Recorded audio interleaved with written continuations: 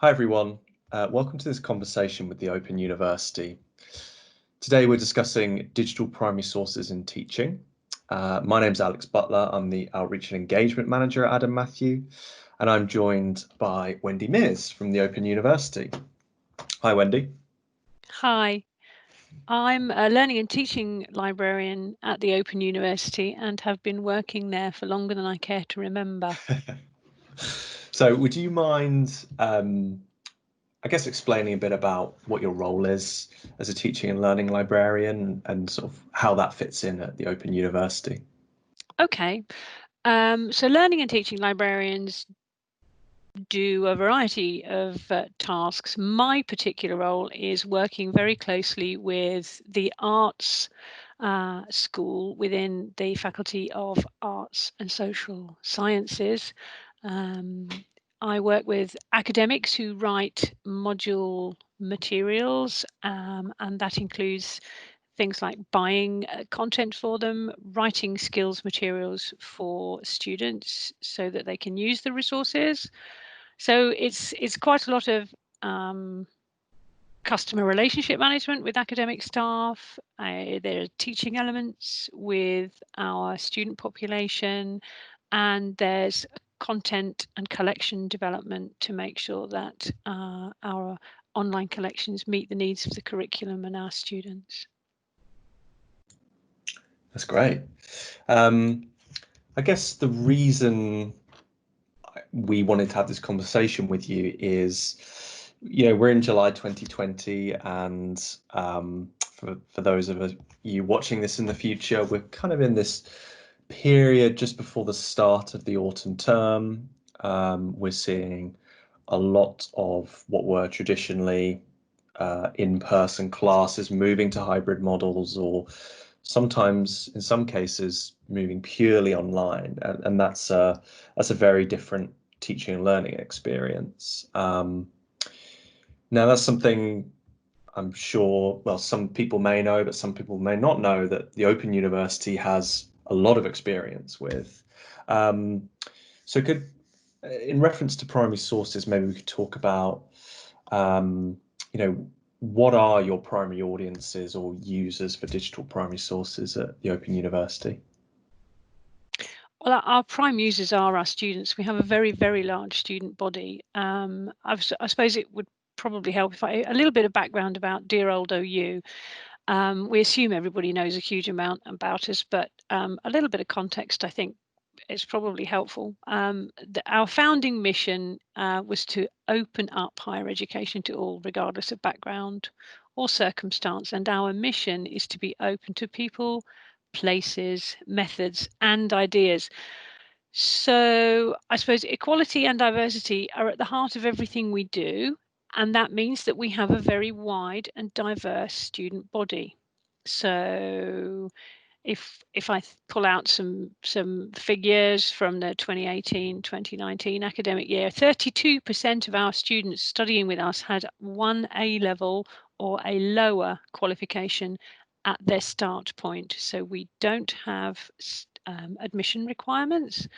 And we're also the largest provider of higher education for people with disabilities in the UK. And we had, in the 2018-2019 academic year, we had just over 27,000 students who declared a disability studying with us.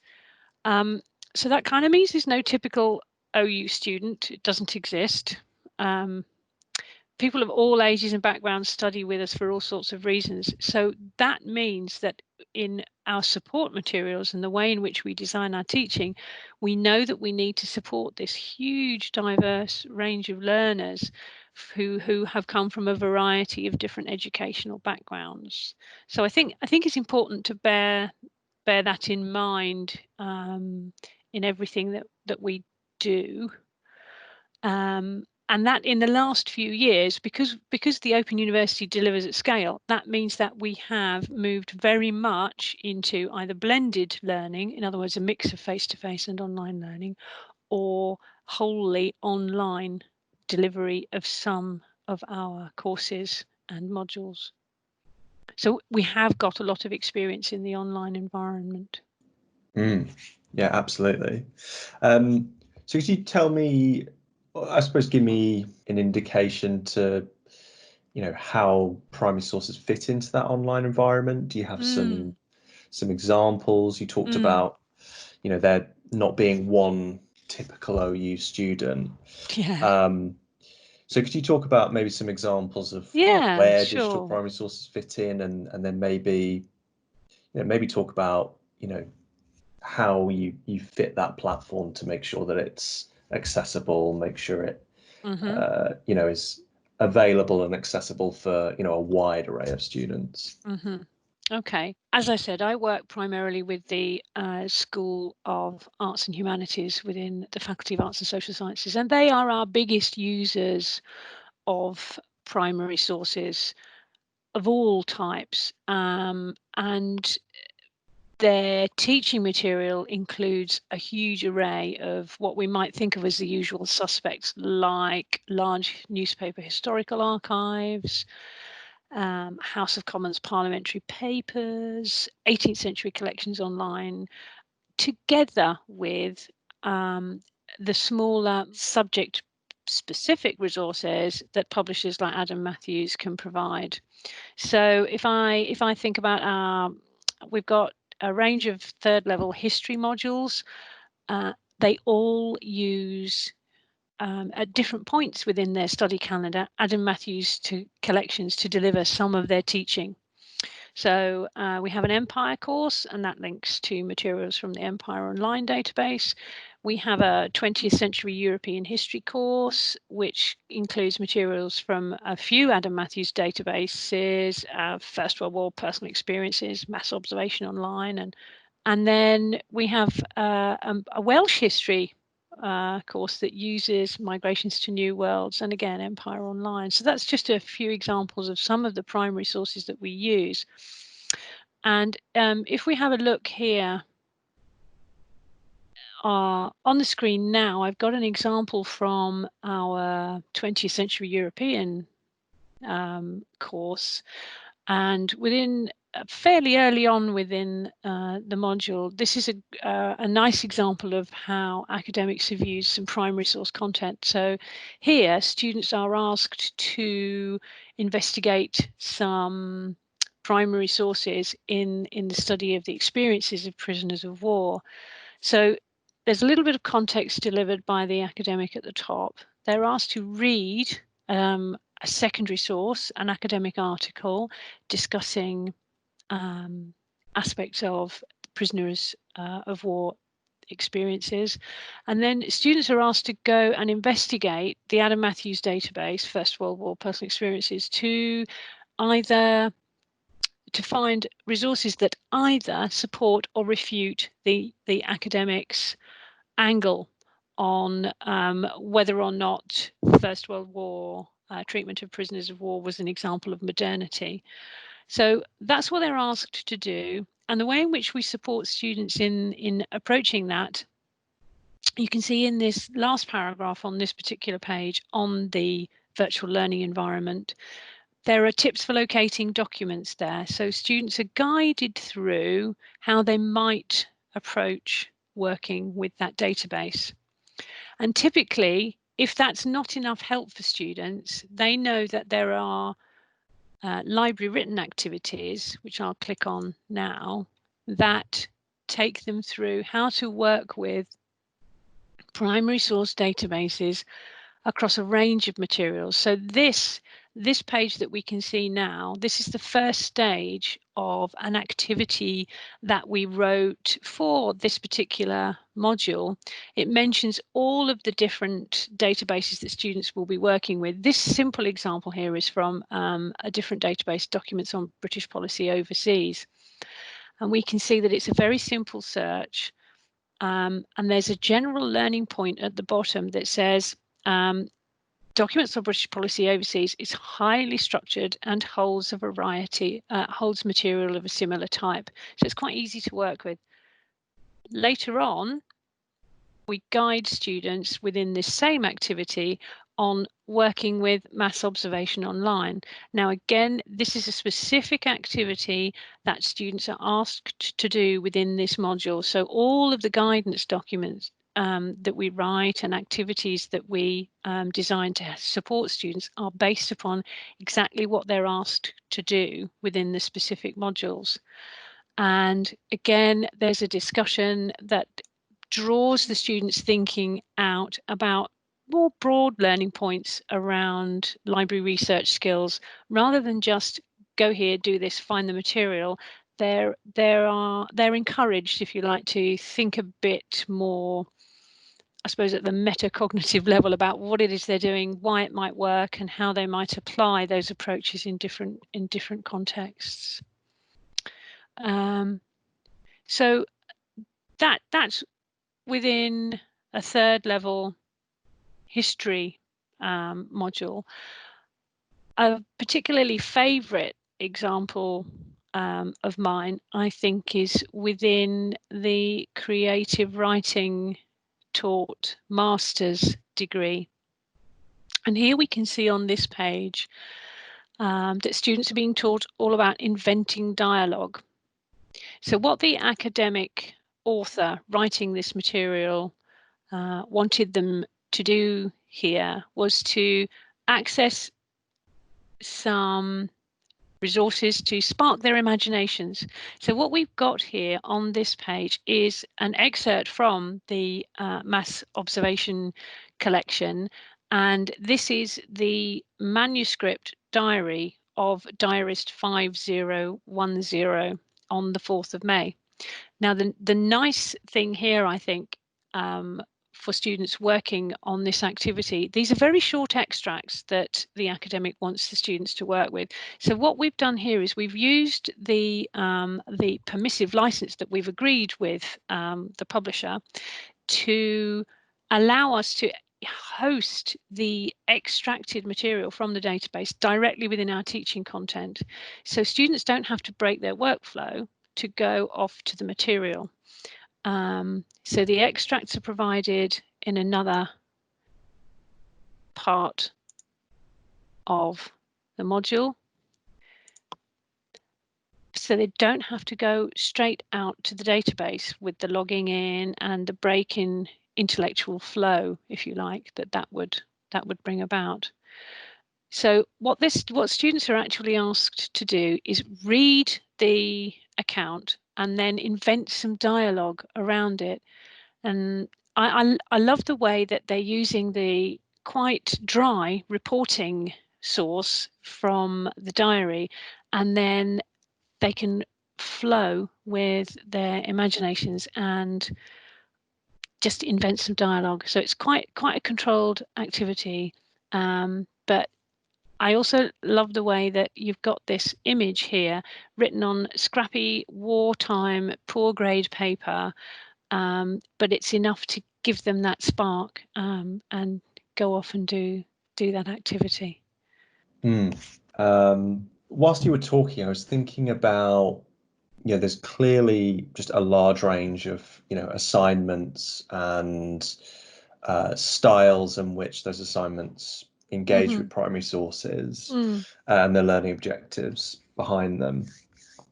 I'm curious about where the library's role is in all of these. Do the library sort of provide, one type of support that is utilized by every faculty member? Is it bespoke depending on the needs of the course? How does that library instructor sort of relationship work, and particularly related to things like research skills and training? Okay, so if we think about this example that's still on the page here in front of us, with the creative writing MA, we would have supported the academic in writing this activity. We would have checked the licenses, obviously, to make sure that they can use the material in the way that they might want to. But we would have fed back and tweaked and helped edit the activity that they created.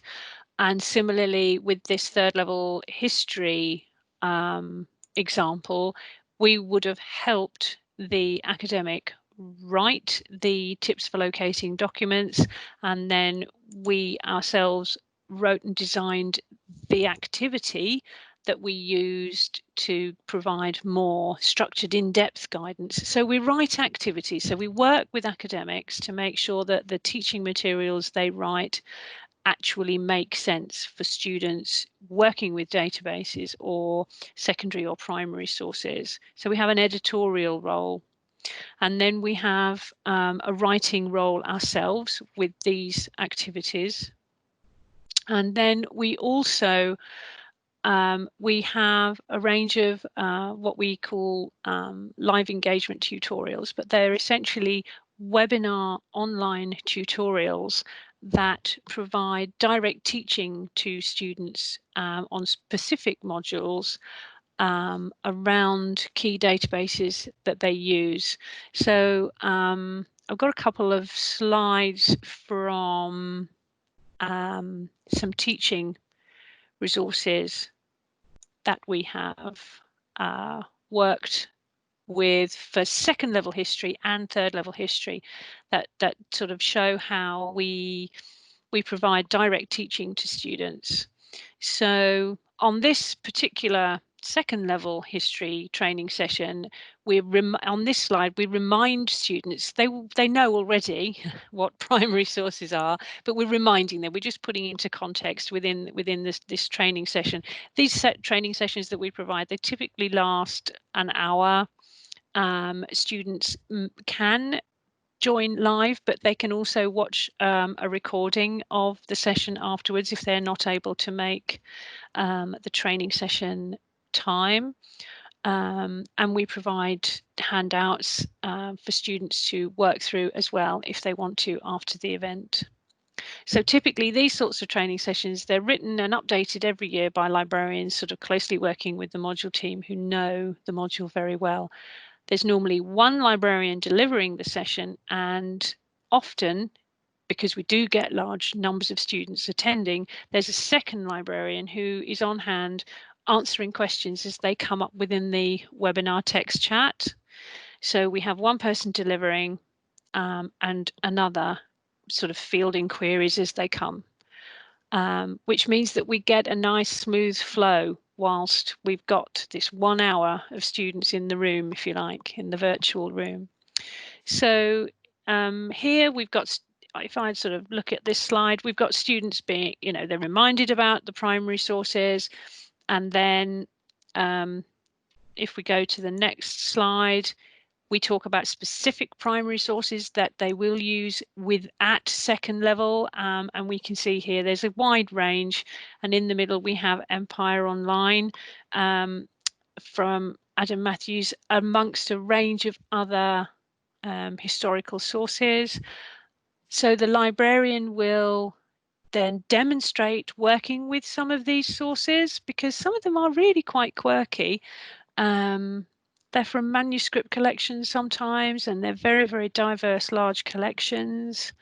And then once students have had a chance to watch the librarian show some of the more unusual features of these databases, they're then allowed to sort of go off and have a play. And that's sort of that's been described as one of the safest ways of working with material for people, to have an expert on hand, and then they can ask questions in the text chat as they go if they get stuck, and then share. We also encourage them to share what they found. So here you can see there's a range of resources, but at the end we provide possibly the trickiest part of the search is working with the Empire Online database, finding some primary source documents relating to slavery. So that's at second level. And then at third level, what we find, we do something similar for our third level historians. We remind them again of the sorts of materials that primary sources contain, so no change there. But we can see there's progression. There's scaffolded, I suppose, working with these sources, because they're expected to do more. They're expected to work with more primary sources directly within their learning at this level.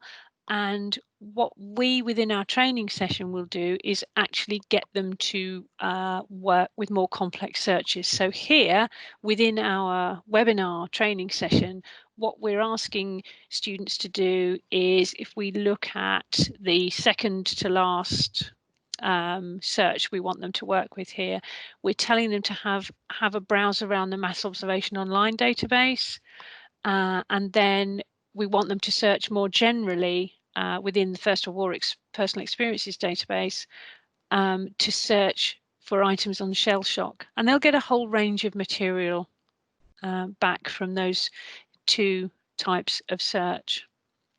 So what that shows is that we do hand holding, we do demonstrations, but we also provide a safe space for students to try out different search techniques, and we find that that helps a lot with students who might otherwise really lack confidence and might otherwise not engage with these materials as much as they really need to for their studies at the different levels.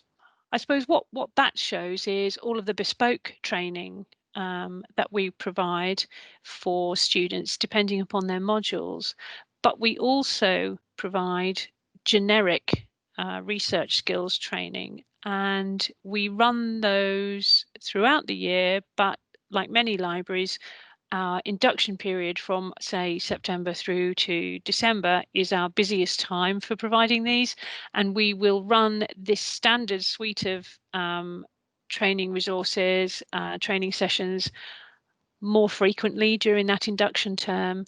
And again, these are shorter than the training sessions that we provide bespoke for modules, because we've had feedback saying that works best for students no more than 30 to 45 minutes, and then we offer the chance for students to stick around in the virtual room, stay behind and ask teacher a question if you like. And so those who are lacking in confidence and don't want to put their hand up and ask what they might fear is a daft question, they can have that answered outside of their main training session. So it's a mix of bespoke, very, very bespoke, because we've integrated what we do within teaching materials, and then more generic support through general training events. These are all delivered online. So we talked about supporting students. I was wondering if you could tell me a bit more about how you keep academics and instructors up to speed with what resources the library has. Yeah, so we keep our academics in faculty up to date with collection development by regular newsletters, emails, and at a more micro level, if you like, when academic liaison librarians like me are working with module teams, we will update the team specifically on particular purchases relevant to their intended curriculum. We also encourage, indeed require, their involvement with new purchases by asking them to trial new materials that we've set up and give us feedback. And we warn them that if we don't get feedback from them, we can't build a business case to buy or subscribe to materials. So they know that they need to support us in building those business cases. It's true that really many of our academics are on editorial boards of publishers or platform providers like Adam Matthews, and they've either worked in an editorial or an advisory capacity, so they are very well aware of the value of these primary sources, and indeed some of the impetus to buy will actually come from individual academics themselves.